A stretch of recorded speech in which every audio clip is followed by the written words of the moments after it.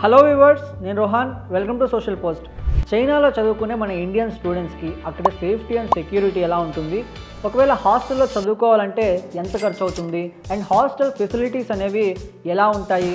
China అనగానే చాలామంది ఫుడ్తో problem face చేస్తుంటారు. మరి ఇండియన్ స్టూడెంట్స్కి అక్కడ ఫుడ్ ఫెసిలిటీస్ అనేవి ఎలా ఉంటాయి, ఒకవేళ చైనాలో చదువుకోవాలంటే కంపల్సరీగా చైనీస్ భాష రావాలా, చైనాలో చదువుకుంటూ పార్ట్ టైం జాబ్స్ చేసుకోవచ్చా, ఇలాంటి డౌట్స్ చాలామందికి ఉంటాయి. ఆ డౌట్స్ అన్నింటినీ ఈ వీడియోలో క్లియర్ చేసుకుందాం. ఈరోజు మనతో పాటు ఈడీ ప్లస్ నుంచి వెంకటరెడ్డి గారు ఉన్నారు, ఆయనతో మాట్లాడదాం. చైనాలో చదివే ఇండియన్ స్టూడెంట్స్కి భద్రత ఎలా ఉంటుందండి? సేఫ్టీ అండ్ సెక్యూరిటీ వైజ్ మనం చూసుకుంటే ఎగ్జాక్ట్లీ ఇండియన్ స్టూడెంట్స్కి I can say it is 100% safest place అండి. నేను ఆల్మోస్ట్ ఒక 2.5 దశాబ్దాల వరకు ఈ స్టూడెంట్స్ని అబ్రాడ్ పంపించడం జరుగుతుంది. అండ్ వేరే వేరే దేశాల్లో వీ హ్యాడ్ సీన్ ఆ ఇన్సిడెంట్ జరిగింది, ఇలా జరిగింది అన్న రకరకాల ఇన్సిడెంట్లు మేము చూసామండి. బట్ చైనా అనే ఒక్క దేశంలో మాత్రం మీ ఏ రకమైన ఇన్సిడెంట్ మేము చూడటం జరగలేదండి. Okay. And safest place I can say for the students. ఎందుకు అని అంటే క్యాంపస్లోనే హాస్టల్ ఉంటుంది. ఈ క్యాంపస్లు కూడా ఒక్కొక్క క్యాంపస్ ఆల్మోస్ట్ 1500-2000 ఎకరాల క్యాంపస్లు ఉంటాయండి. సో ఇలాంటి క్యాంపస్ దాటి వాళ్ళు బయటకు వచ్చే పరిస్థితి కూడా ఉండదు. సో అందుకని చెప్పి majority of the students they focus on education అనమాట. సో ఇలాంటి సేఫెస్ట్ ప్లేస్, సేఫెస్ట్ ఎన్విరాన్మెంట్ ఉంటుంది కాబట్టి we mostly recommend the students for China. అంటే చైనా అంటే మెయిన్ ఫుడ్ ప్రాబ్లం ఉంటుంది. అంటే మన ఇండియన్ స్టూడెంట్స్కి ఫుడ్ కానీ లేకపోతే ఐటమ్స్ కానీ అందుబాటులో ఉంటాయండి? రోహన్, మీరు చెప్పండి, మీరు రోజు ఇంట్లో ఉన్న ఫుడ్ తింటున్నారా, బయటకు వెళ్ళి Chinese food తినట్లేదా? తింటున్నామండి.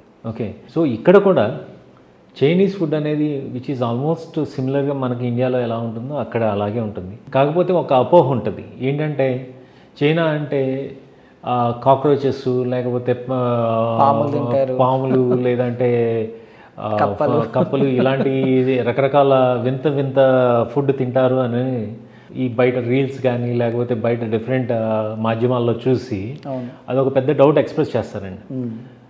It's not like that అండి. మనకి చక్కగా మనకు కావాల్సిన ఫుడ్ అనేది దొరుకుతుంది, ఇండియన్ ఫుడ్ దొరుకుతుంది. సర్టెన్ యూనివర్సిటీల్లో అయితే ఇండియన్ క్యాంటీనే ఉందండి. సో చక్కగా ఇండియన్ ఫుడ్ దొరుకుతుంది. సో లేదు అని అంటే చక్కగా ఫ్రైడ్ రైస్లు దొరుకుతాయి, ఈవెన్ బిర్యానీ దొరుకుతుంది. సో ఇలాంటి ఫుడ్కి ఎక్కడ కొంచెం కాస్త కూడా ఇబ్బంది పడాల్సిన పని లేదు. అండ్ వెజిటేరియన్ వాళ్ళకైతే they will be having number of options అండి. బంగాళదుంపలు కానీ లేకపోతే మన సొరకాయలు కానీ లేకపోతే బీరకాయలు లాంటి ప్రతి vegetable we can find it there. Okay. So టమాటాలు కానీ లేకపోతే ఇలాంటి రకరకాల ఐటమ్స్ అన్నీ అక్కడ దొరుకుతాయండి. So we need not to worry. అంటే ఇది నేను వెజిటేరియనా నాన్ వెజిటేరియనా అని పక్కా పెడితే విల్ గెట్ ఎవ్రీథింగ్ అండి. ఓకే. హాస్టల్ ఫీజెస్ ఎలా ఉంటాయి? హాస్టల్స్ మన ఇండియన్ స్టూడెంట్స్కి ఏమైనా సపరేట్ ఉంటాయా? ఒకవేళ హాస్టల్ సదుపాయాలు ఎలా ఉంటాయండి? ఓకే. ఇంటర్నేషనల్ ప్రతి ఒక్క యూనివర్సిటీలోనూ ఇంటర్నేషనల్ డామ్స్ ఉంటాయండి. ఇంటర్నేషనల్ డామ్స్ వచ్చేసి ఆల్మోస్ట్ మీకు 3 star to 5 star accommodation facilities ఇవ్వాల్సిందే.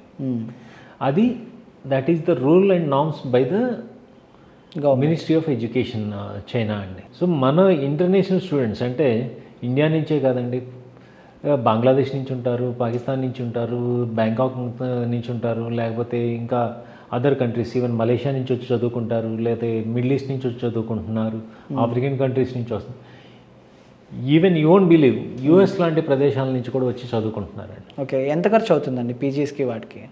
హాస్టల్కి వచ్చేసి మీకు ఇంచుమించుగా 35,000 నుంచి 45,000 రూపాయలు మీకు ఇయర్లీ అయ్యే ఖర్చు అండి. ఇయర్లీ. అదే కాకుండా ఫుడ్కి వచ్చేసేదానికి ఇంకొక అనదర్ ఒక 60,000 to 65,000. నేను అందుకని ఇందాక చెప్పిన దాని ప్రకారం 3-3.5 లక్షల ఫీజు పెట్టుకున్న 1-1.5 వరకు వీళ్ళకి హాస్టల్కి అదర్ మిస్లీనియస్ ఖర్చులకి వీటికి సరిపోతుంది. ఓకే.